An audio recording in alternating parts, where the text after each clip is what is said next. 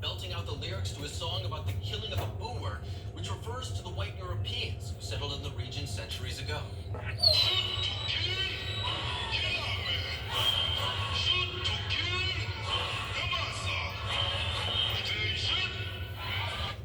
It's important to note that Julius Malema sang this song after the courts had ruled that it violated the country's constitution on hate speech. After Malema's rendition, the country's former president, Jacob Zuma, got into the mix and has been singing his own version of the song for years.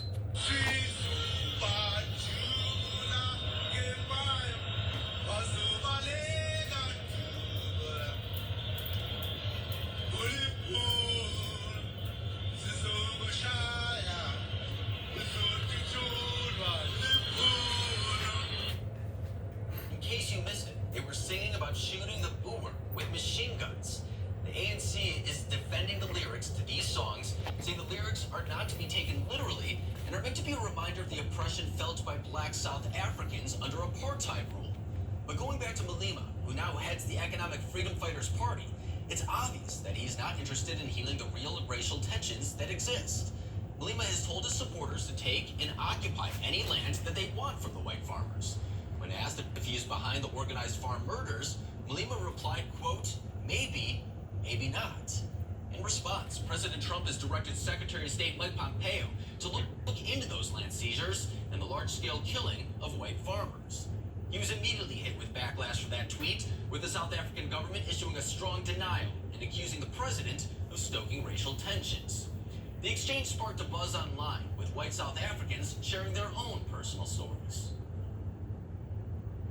I want to use this video to thank President Donald Trump for acknowledging what is going on in South Africa.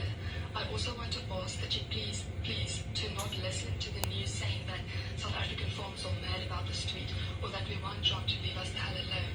This is definitely fake, because unfortunately it is a fact. It is true that white farmers are being slaughtered in South Africa and that the government wants to expropriate our land that we love so much without compensation. Here to break down the situation and the media blackout is Jason Bartlett, a seventh-generation farmer from South Africa who has first-hand experience with this very issue. So Jason, thank you very much for joining us tonight. And as we were saying, this is very much so a situation that is dear to your heart. You say that you have family members, including a cousin, who's been affected by these very types of attacks. So please tell us and your viewers about your story. Hello everybody, it's very emotional and difficult to talk about something like this. It's extremely difficult when you've been involved in several attacks. My personal self, I've been held at an ATM at gunpoint and at one ATM at knife point. I've been involved in 2 attempted hijackings, and in 2011 I was involved in an attempted farm murder and a farm attack. When they came for me, luckily, by the grace of God, I got away. And my cousin was shot in the back of the head, came out the front of his eye, and God willing, he survived. He was strangled with fish nylon. And then after all the ordeal, when they stated stuff like the white bastard is dead, they burnt him with the grill. And then went to proceed after the rest of his family. And his 2 little daughters under the age of 10 had to see that and suffer traumatically every day, including his wife. And I think there's one question that needs to be posed here too, is how often do you say these attacks happen? Because, for example, there's some people in the media who say that it might be overplayed. And this is very much so. We were saying that it's very hard to find the media covering this subject. So, I mean, there's hard to find evidence in support and against it. I just want to read you one part from the Washington Post that says that about 5.7 murders per 100,000 people contrasting to about 35.8 murders for the national average. So they say that this actually happens less than actual crime in the country, but you say that this is more directed, it's more targeted against certain groups of people. Can you speak to that? There's certain groups of people that have been specifically targeted. They've got a big cross painted on their backs, and they have been incited by people like Julius Malema, Jacob Zuma, and even the current Cyril Ramaphosa. They incite violence against us and murdering and death by shoot the farmer, shoot to kill, 1 bullet, 1 settler. They go out of their ways, and if the people that want to deny it, there's been 376 attacks since the 1st of January until the end of October, and it's an attack every single day in the month of November, and 36 murders. Not counting November. It happens every day. I challenge anybody to show me one South African that does not know somebody who's been attacked. Yeah, and to that point, actually, that very same article, while it kind of tries to downplay how frequent this happens, it does admit that of the 62 people that they found murdered last year, 46% of the victims were white farmers. So it does kind of speak to the idea that, as you were saying, it is very much so a targeted effort. And going to your point as well, too, there has been an international response. We played what President Trump said before regarding that tweet. Russian President Vladimir Putin has also said that he's encouraged farmers to migrate to Russia if need be. Australian Minister Peter Dutton has also said that he's accepting people into the country. So there is an international recognition of the harm that's going down in South Africa right now. But let me ask you, what is your plea to the world? What are you asking people to recognize regarding this situation? The plea to the world right now and to the United States of America, I'm sorry, you've hit a nerve, but the nerve is that we need immediate, as of now, protective status, the same as you just stated, because we are in a minority and we are being persecuted, we are being murdered, and we are being slaughtered. We need the president to help us and give us an immediate effect, and in fact, just to show how a nation will get behind you.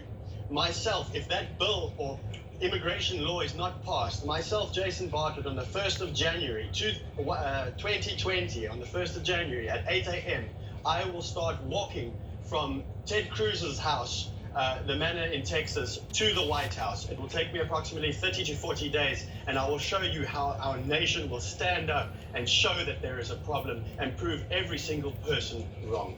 And, there is one component of it, that being an international response. But I think I heard you say before, too, that this is happening within the country. It's essentially being facilitated by politicians within your own country. So, yes, there does need to be an organized international response, I guess, in order to combat what you're alleging. But also, you say that there has to be a movement from within the country as well. Where does this problem naturally stem from? Is it the politicians within South Africa? It is exactly the politicians.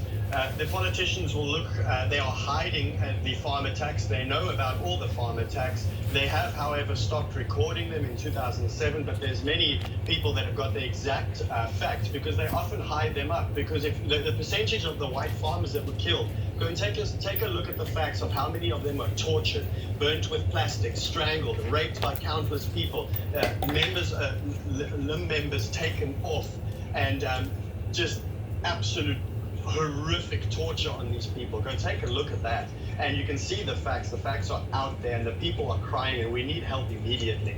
And with that being said, too, I mean, there is a big media blackout regarding this issue. I told you that I tried to Google the topic. It's very hard to find anything. This one Washington Post article came up, kind of trying to downplay the allegations that are coming out of the country right now. So let me ask you, what is the solution? What is the end goal for this movement that you're participating in right now? Yes, we said that it's the international community that needs help. Yes, the politicians within the country are not doing their part in protecting the citizens that they are voted in to protect. What is the end goal for this? Is it just a blanket type of protection for these farmers based on the country's constitution? Is it a call for refugee status? Or is it just trying to bring things back to normal? What is the end goal of this movement? It's going to be very difficult to tell everybody to leave their land. These are passionate farmers. They're some of the best dryland farmers in the world. And the government is hiding it up. So yes, we do. We need a protection plan. We need a refugee status. We need help immediately. They can enforce the commandos again and try and cull and stop the murders of the farmers, or someone can send a group of people out there to actually protect each and every physical farmer. Yeah, and you were mentioning some of the graphic images that are coming out of South Africa right now regarding this. In fact, you shared some of your own.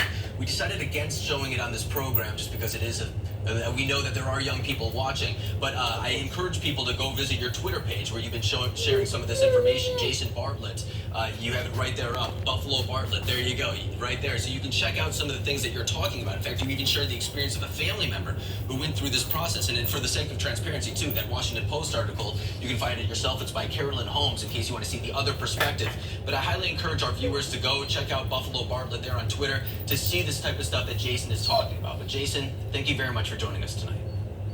And after Hillary Clinton's failed attempts to go after